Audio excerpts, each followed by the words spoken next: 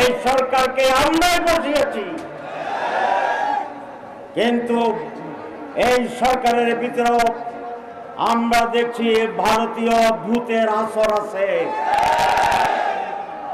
এই সরকারের বিরুদ্ধে ভারতের দালাল ঢুকে পড়েছে। আজহার ইসলামের রায় বাংলাদেশের ট্রাইব্যুনাল কিংবা সুপ্রিম কোর্ট থেকে ঘোষিত হয়নি। এর রায় ঘোষিত হচ্ছে ভারতের সেই মোদী সরকারের গোপন অন্ধকার রুমের সিদ্ধান্তের ভিত্তিতে।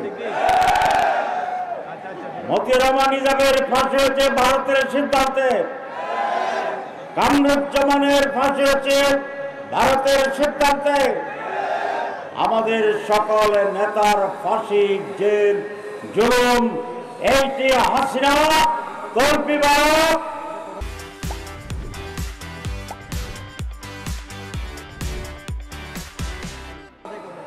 ভারতের গোলাম, দালাল এবং বাংলাদেশের ছাত্র বিক্রেতা শেখ হাসিনার মাধ্যমে ভারত এই সিদ্ধান্ত বাস্তবায়ন করেছে।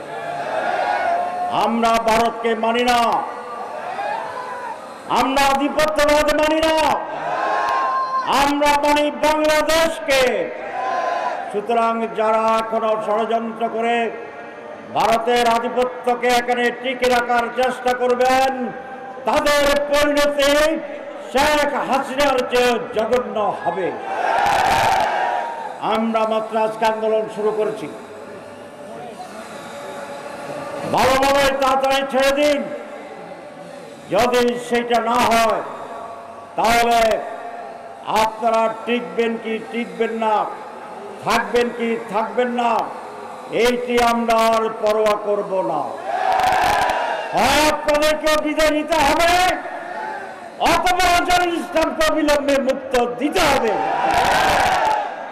যদি এটিএম আজহার ইসলামকে অতি সত্বর মুক্তি দেওয়া হয়, তাহলে তার মুক্তির লড়াইয়ে সংগ্রামে তারা বেগে জেল থেকে বের করার জন্য যদি আমাদের রক্ত দিতে হয়, যদি আমাদের আমার জীবন দিতে হয়, সেই জন্য আমরা প্রস্তুতি গ্রহণ করছি।